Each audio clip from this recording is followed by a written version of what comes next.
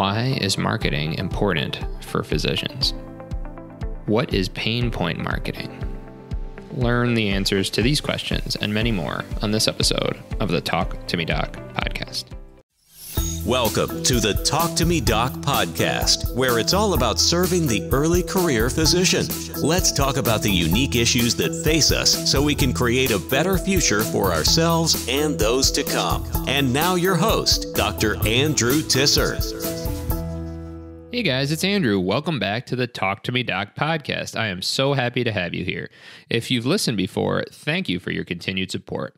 If this is your first time here, welcome. You're going to enjoy yourself because today, like on every episode, we're bringing you the best guests from all around healthcare and beyond to discuss issues relating to the early career physician. Today, I have a special guest, marketing extraordinaire Kayla Wright. Kayla is the founder and director of Venture Marketing. She formed Venture Marketing in mid-2020 when an injury ended her horse training career. Kayla prides herself on focusing on creative marketing that is both cost-effective and ethical. Her strategies are often a bit out of the box, but she has found them to be wildly popular among small businesses. Kayla is extremely passionate about the work she does. She is committed to treating each business she works with as an extension of her own. Well, let's bring Kayla onto the show. Kayla Wright, welcome to the Talk2MeDoc podcast. Thank you for having me. Absolutely. Well, I recorded a little bio about you for the listeners, but in your own words, could you introduce yourself and tell everybody who you are and what you do? Yes. My name is Kayla Wright. I am the founder and director at Venture Marketing. I work with small businesses on creative and cost-efficient marketing solutions.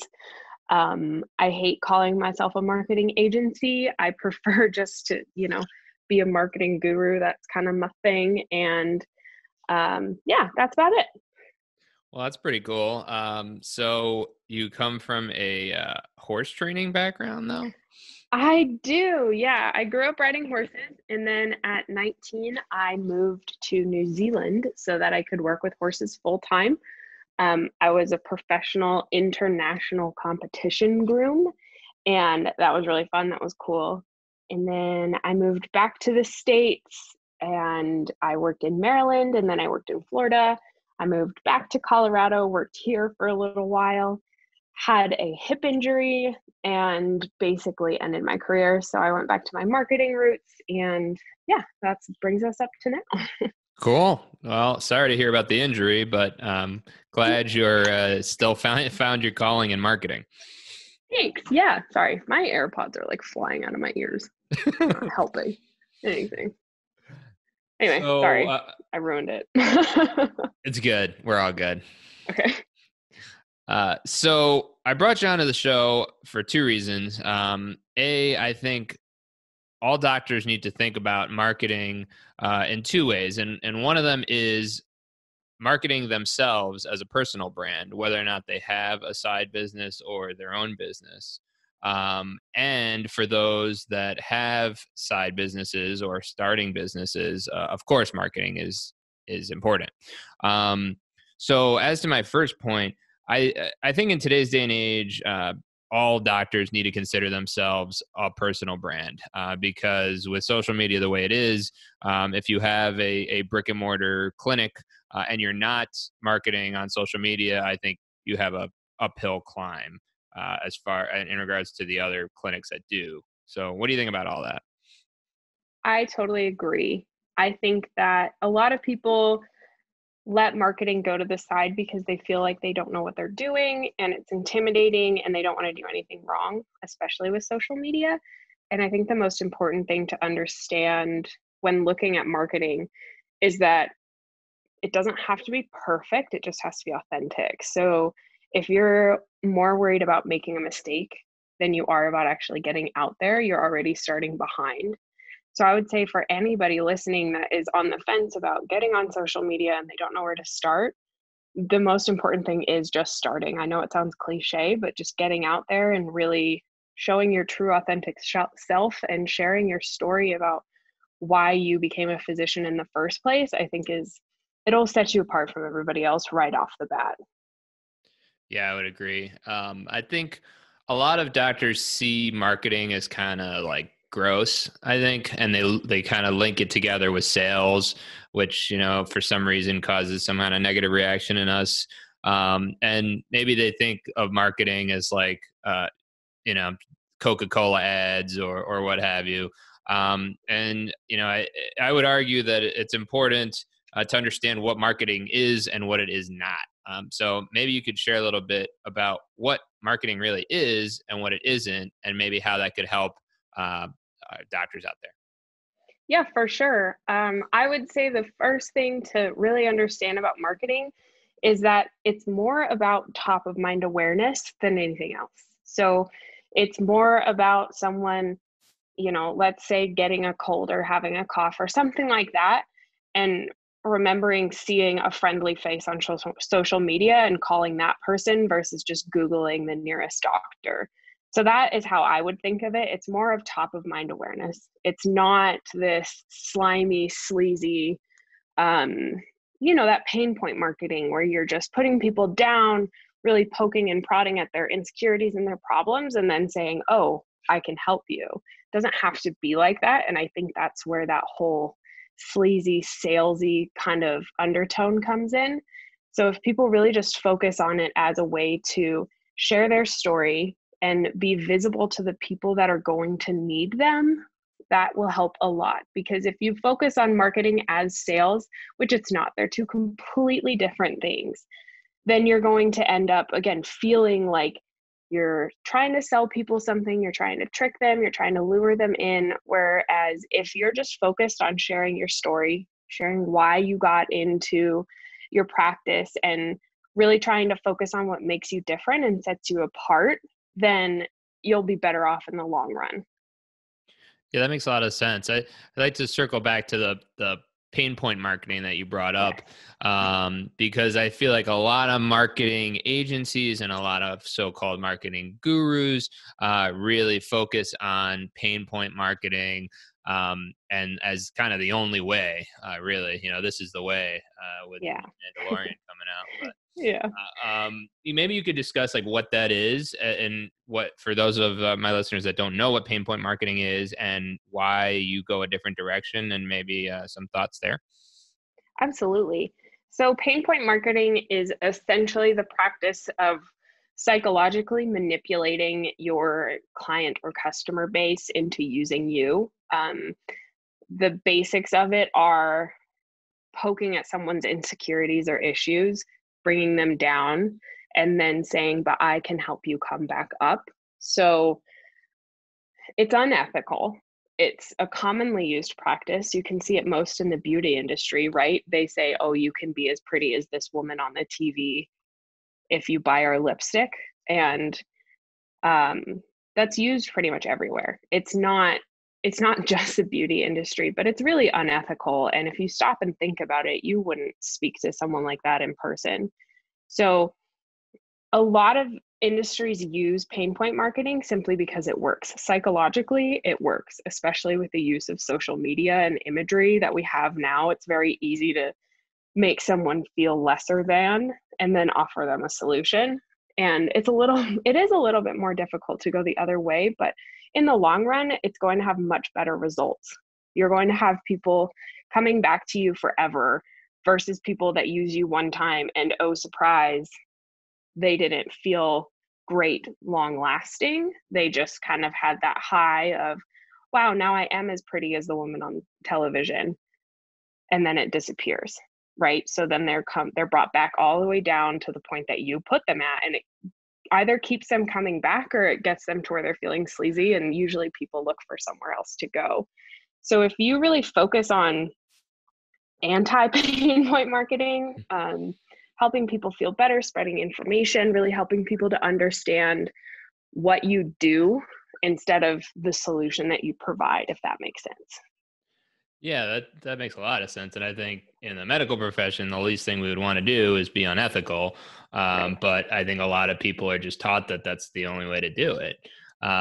So, I mean, I think I can think of a pediatrics clinic I remember from when we lived in Chicago that really would just put out helpful videos I don't remember how often, but every so often, about, you know, common illnesses and when to see a pediatrician. And I feel like if I had a kid, I would probably go there because it was just very helpful. So is that what you're kind of talking about? Yeah, absolutely. So that kind of marketing gets people to a place where they know, like, and trust you.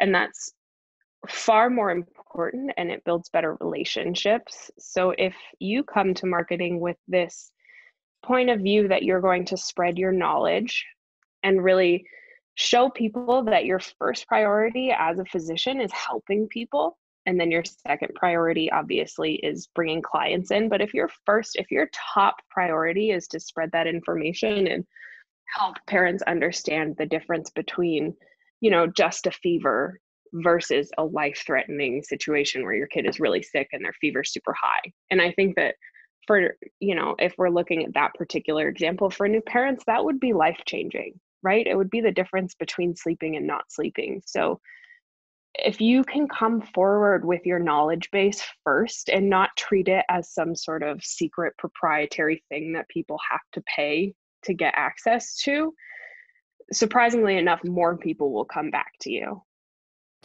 Yeah, I think that really ties into the whole, like, the more you give, the more people will come, right? Because Yes, the counter argument is like, well, I can't give everything away for free. But as I'm sure you and your clients and I've seen over time, the more helpful you are, the more that you'll reap rewards in the long run. absolutely. And I think that for me, especially, and I'm sure it's the same for you, Andrew, I could give away a tidbit of information, a different one every single day, and still not give away everything that I have. And I think that's the important way to look at it. The world is abundant and your knowledge base is abundant. And something that I've learned recently is that you have no idea how much more you know than you think you do. So for me personally, I'll be speaking with someone about their marketing and I'll bring up something that I think is totally obvious. And they are stunned. Wow, I didn't think of that. That's such a great idea. But to me, it's totally obvious, right? So if you step into the shoes of someone without your experience and education who knows nothing, you would probably have to spend years working with them one-on-one personally to share all of your information. So if you come from a place of abundance, if you come from a place of I could share a tip every single day, a new one, and not teach these people everything I know, you'll be set. Yeah, that's really powerful. I think I had a recent discussion with Dr. Coriel on live a week ago, and we discussed how even the employed physician who works for like a big hospital can develop a personal brand that really benefits their employer.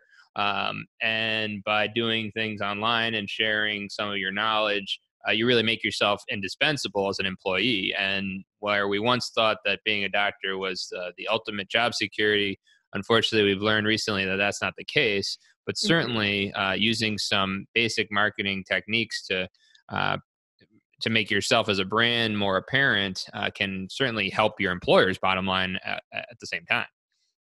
Yeah, I totally agree with that. And there's even a doctor, I don't know his name, but I've seen him floating around, Facebook and TikTok, where he watches shows like Grey's Anatomy, right? Those kind of ridiculous medical shows. And he just watches them and points out everything that's wrong. And that's so powerful because people are going to want to watch that, right? They're going to want to understand the validity of what they see on TV. But then also, the second you started talking about being on social media and having a personal brand, I immediately thought of that guy. Granted, I don't obviously remember his name, but my point is that you could even do something like that. You could have so much fun with your marketing. I mean, even if a pediatrician did, like episodes of House or something like that that had kids, and they just reviewed that. They're like, no, that's ridiculous. That wouldn't happen, blah, blah, blah. Because I know personally, every time I have like an MRI and they ask me if I have any like metal in my body, I just think of this episode of House where someone had a needle in their brain and didn't know. Then they had an MRI and it moved. And so I perpetually get nervous because I've seen this one episode and I'm like, I don't know, do I have metal in my body? I don't know. You guys tell me. So I think that reviewing stuff like that could be an entertaining way for people to then come around and understand, more about your profession and your practice. Sure. Yeah, absolutely. And then I think, it doesn't have to be scary. It doesn't have to be hard. And Right. that's for the employed doctor. But for those, there's a lot of docs nowadays that have side businesses or side hustles or whatever you want to call them, or transitioning to starting their own business. And I mean, Kayla, we don't learn this stuff in medical school. We have no idea how to get out there, especially like, I don't even know what TikTok is, and I try my best to be informed, but how does somebody get started? That's, I'm sure you get that question a lot. Yeah, and that's honestly the easiest one to answer. So the best way to get started is think about your why. Think about the exact reason why you are either setting out on your own or why you got into being a doctor in the first place, or anything to do your motivation behind what you're doing. Get really clear on that. That's the first and most important step. Write it down somewhere and read it every day. Then comes the consistency. So you just have to start. You have to not worry about what people think, what they're going to say, if you get your messaging perfect, if you offend somebody, because honestly, social media is so fluid that it doesn't even matter. If you offend somebody, like most of the time, people are just going to move on, right? It's not the end of the world. It's not that big of a deal. A lot of people I speak to worry about a post flopping, as it were. Um, I have some LinkedIn posts that get, I don't know, 25 views, and I don't care. I really don't, because you can't. And then there are some that get, 4 or 5,000 views. So it's really, you have to stop worrying so much about vanity metrics and worry more about showing up every single day. So first get your why in order, then start marketing consistently, whether that's through social media, an email list, a newsletter, mailers, anything like that. Then the last one, to kind of round it out, is try and be creative. So look at what other people are doing. Look at how other people are gaining traction and think how you could do something, tweak it, and make it your own. So for instance, I have business cards that are puzzles. It's just a crappy little 6-piece puzzle with a tacky saying on it. And to me, it's hilarious, right? And so it's authentic to me. So every time I hand one of those out, I giggle to myself because I think it's funny, takes all the pressure off of the situation. Because normally I would freak out and get all sweaty and nervous just to hand my business card to somebody. And now I hand them a little baggie that's got this stupid puzzle with my phone number on it. Like, that's funny. And so for me, that just makes life way easier. It takes all of the pressure off because I have that creativity that makes it less serious. Because marketing doesn't have to be serious, it just has to be authentic and consistent. Yeah, I think that's hilarious. Yeah. That's awesome. Thanks. But yeah, I think also people do get caught up in vanity metrics. How many Mhm. likes you get on a post is really irrelevant, right? Because if none of those people are buying things from you or signing up as a client or coming to your clinic as a patient, then them liking it really doesn't matter. But you really don't know how many people are watching in the background. Right. Um, but yeah, I get half my posts, nobody does anything on it. I don't care. Right. Exactly. You can't. It's more about, you just want to reach that one person that needs you. It's not about the millions of other people that are passing you by. It's that one person that reads your content and is like, wow, Andrew could help change my life. And then they give you a call.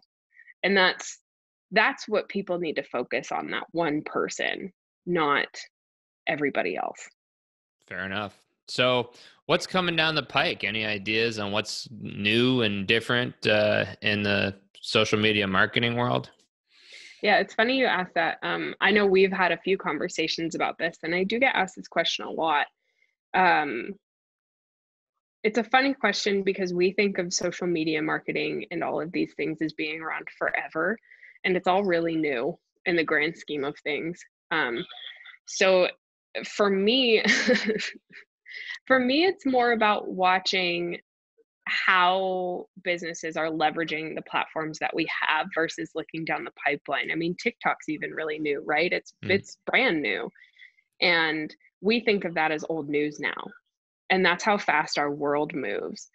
So Instagram is still such a massive opportunity for businesses. The reach there is amazing, and all you really have to do is have pretty pictures. And that is so unbelievably valuable. And a lot of people pass it by because in their head it's a crowded space, but it's really not. And same goes for TikTok. Um, Being a physician on TikTok, I think, is a really great idea as long as you're obviously careful with what you put out there. Don't be giving anybody medical advice, but I think it's a great idea to hop on TikTok, joke around, and really show that doctors are people too. I understand, again, it sounds so cliche, but to just be able to humanize the medical industry is so powerful. It's the same as being able to humanize, big business, and the same reason why businesses feud on Twitter, because it humanizes them, right? It brings that personification to the table. So if you can do that through the medical industry, I think that would be huge. And that's kind of the next big thing, is really being able to humanize every individual person and humanize businesses. That's great. Yeah, I think, anyone saying like that space is too crowded is also, I mean, some of that is an excuse. Some of that may be Yes. true, but like, Yeah. I've got 400 Instagram followers and I was a top 50 doctor to follow on Instagram. Like, that's crazy.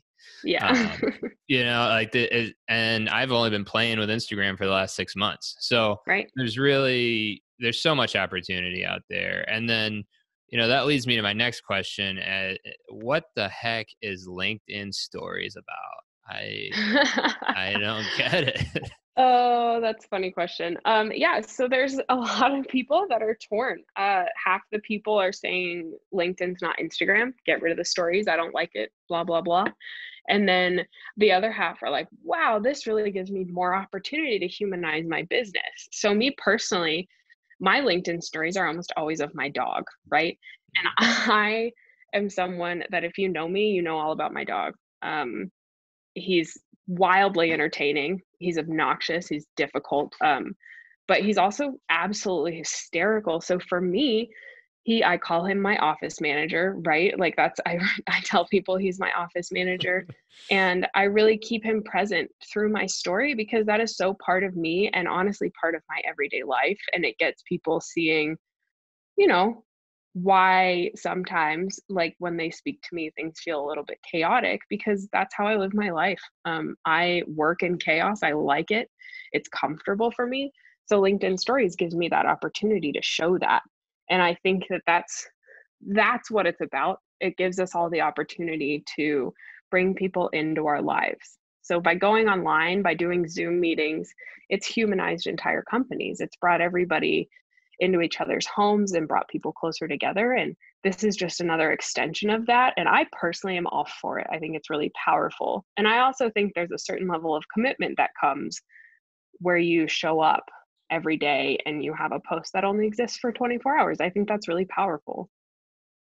That's fair. Yeah, I have watched your dog, honestly. I'll admit, but I haven't played with LinkedIn Stories too much, so maybe I'll check it out. Yeah. Kayla, do you have any like time saving apps or like recommended things you could share with the audience that maybe makes it a little less strenuous to do their marketing? Yes, I do. So as far as social media, I've got a few. One, my personal favorite, is called Spacie, Spacie. It is an Instagram caption formatting app. So anybody that ever fights with formatting their Instagram posts, so it's not just one giant paragraph, Spacie is amazing. You just type it in, copy, paste it to Instagram. It is the bomb. Could not recommend that more. Another great one is Lightroom by Adobe. It's a free app to put on your phone, and it allows you to just kind of really quickly edit pictures without having to, learn Photoshop and pay for all of that. I would say those are my biggest ones that I use. Those are the ones that I definitely recommend to my clients. Anybody that wants to schedule out their social media posts, I would definitely recommend using later.com. It is the most Instagram friendly one, and it has a lot of really cool tools. And that's pretty much the ones that I use. Hey, that's great. Thank you. I'm gonna check Yeah. out those first two. Yeah. Yeah, I'm already scheduling, but I use Sendable rather than Later, which I've been playing with lately. I like it. Yeah. But I was having such trouble with Hootsuite that I had to switch it up. Yeah, But you and me both. I will say it right here and now. I do not like Hootsuite. I don't like using it. I don't think it's user friendly and I think it's overpriced. fair enough. I canceled my subscription and I had been using it for some time. So, Yeah. well, I'd like to shift the show a little bit just to get to know you as a guest just a little bit more, besides Mhm. watching your dogs on stories, which everybody should do because it's very entertaining. So what do you like to do for fun? Oh man, that's a great question. That's a hard question actually because I have a lot of fun doing my work. I get that that's cliche, but I absolutely love being able to think of creative, kind of ridiculous ways to market. But I also, obviously, I like to play with horses. So any chance I get to go hang out with some horses, I do that. I also teach beginner riding lessons just because that's always been a passion of mine. And watching kids learn and just get comfortable around these big, terrifying animals is honestly the most rewarding thing I have ever done in my life. So those are my two biggest ones, really, just anything to do with animals, hiking outside. That's great. Yeah, they're behind our house. Their neighbors have like a mini horse. I think Oh, two cute. mini horses and like a regular horse. And there Uh-huh. was some kids like learning how to ride the other day. And we were just watching them like mesmerized. It's fascinating. And I have one little girl right now who came to me so scared to ride. And it took 2 lessons and now she's trotting around and she's having the time of her life. It's great for kids. It teaches them confidence, it teaches them, a work ethic and really brings their ability to kind of commit to something, to decide and commit even though they're terrified is awesome to watch. Yeah, fair enough. The I didn't see a lot of that in New York City growing up, but nowadays. Yeah. It's the everywhere now.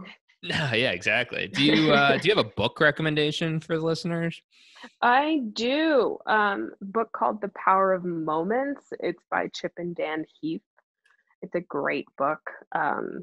Why certain experiences have extraordinary impact. It will help them with marketing for sure. It kind of helps you.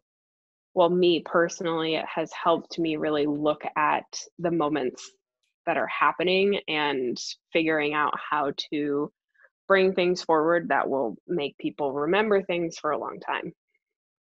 Great. I'm gonna add that one to my list, and then all the Yeah. apps you mentioned earlier will also be in the show notes for the listeners. Yeah. Kayla, you said if you gave one piece of advice every day for the next year, you still wouldn't run out of things to help people with. So, could you give us one secret piece of advice today? Ooh, I have to pick a really good one that I haven't already talked about. I okay. My biggest piece of advice for anybody listening looking to get into marketing would be to try as much as possible straight off the bat.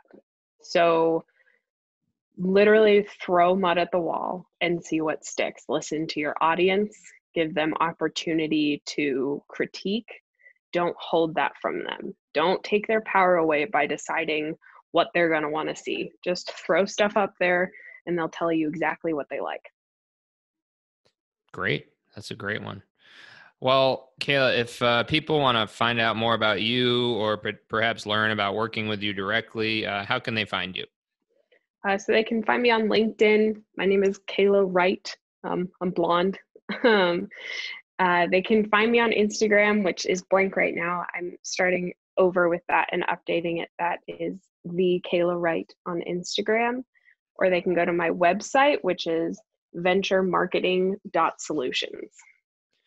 Wonderful. Again, it'll all be in the show notes for the listeners. If you're considering hiring someone to help you with your marketing, Kayla is a lot of fun and would really recommend checking out her stuff because she certainly doesn't tell you the same old. So for the listeners who are interested, check her out and watch your dog because that's cool. Well, Kayla, thank you again for coming on the show. It's been really informative and fun as always. And I look forward to talking to you again soon. Yeah, thank you so much for having me. I really appreciate it. All right, bye-bye. What an amazing show with Kayla Wright. She really brings a fresh perspective to the same old marketing. I like her discussion about pain point marketing and why to avoid it. Additionally, I thought it was interesting why she thinks that all doctors should do some form of marketing, whether they are employed or for those starting out on their own with side gigs or private practice. It was also refreshing to hear that Kayla encourages physicians to just have fun with their marketing, try, and see what sticks. Certainly takes some of the fear out of the big marketing game. That's all we have for today's episode. Thank you again so much for listening. If you enjoyed the show, please go to Apple Podcasts and leave me an honest rating and review. It really helps get the word out there. Additionally, if you are feeling dissatisfied with your career, experiencing burnout, and want to supercharge your career, please visit andrewtisserdo.com/ss, Andrew Tisser, TISSERDO.com/SS, and book a time to speak with me directly for a free strategy session. Now, until next time, keep talking.